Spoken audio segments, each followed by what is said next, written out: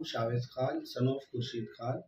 आज 257 गली नंबर 3 में मैं रहता हूँ, नियर जामिया नगर अल-तकवा मस्जिद।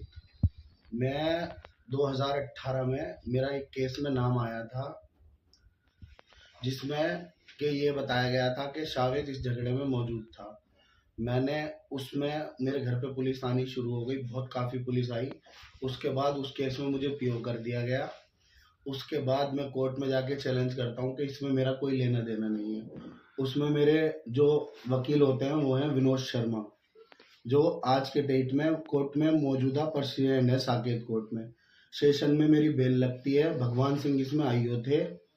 जब बेल लगती है तो पूछा जाता है कि उसे बुलाया जाता है जिसकी चोट लगी हुई थी, वो सही हो जाता है, उसके बाद वो कोर्ट में आता है।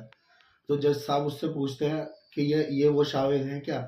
वो बोलता है कि नहीं, इन्हें तो मैं जानता हूँ, ये तो मेरे भाई जैसे हैं, इनसे मेरा कोई झगड़ा नहीं है, ना कोई लेना देना।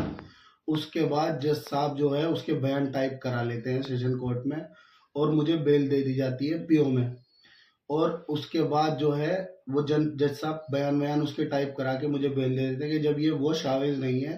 आईओ साहब से कहते हैं, भगवान सिंह सर से, 2 स्टार थे वो जामिया में, अब स्पेशल सेल में हैं।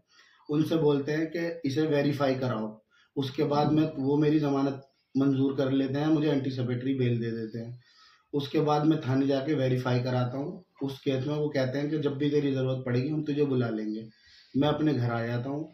उसके बाद से आज तक ना मेरे पास कोई संबंध, ना कोई वो आया थाने से। यही मैं नंबर चलाता हूँ, मेरा जो नंबर है वही नंबर चल रहा है, मैं इसी एड्रेस पे रहता हूँ। R257 में आज तक मेरे पे कोई कोर्ट से संबंध नहीं, कुछ नहीं। अब परसों की घटना क्या होती है, 2 सिविल ड्रेस में आते हैं, मैं उनसे, वो आके मुझे पीछे से पकड़ लेते हैं। अल-तकवा मस्जिद पे मैं परचून की दुकान के पास खड़ा हुआ होता हूँ। मुझसे पूछा जाता है कि तू शावेद है? मैंने कहा जी मैं शावेद हूँ।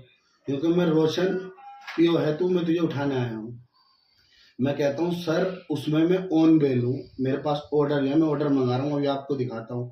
वो मुझे ज़बरदस्ती दुकान में धक्का देके अंदर ले आते हैं, परचून की दुकान में। वहाँ पे कैमरे भी लगे हुए हैं, सीसीटीवी कैमरे। मैं उन्हें समझाता हूँ।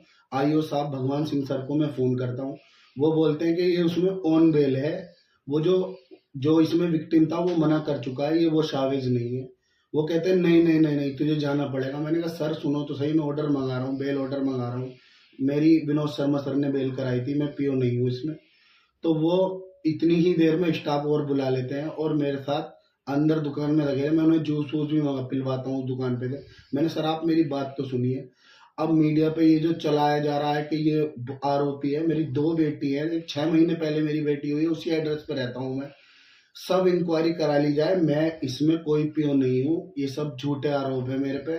मेरा फोटो चलाया जा रहा है मीडिया पे, सोशल मीडिया पे, आरोपी, हत्या का आरोपी, ये सब झूठ चल रहा है। मेरा कोई लेना देना नहीं है राजनीति से, मेरा क्या मामला। वहाँ पब्लिक इकट्ठी हो गई, विधायक जी भी निकले हुए जा रहे थे, वो भी रुक गए।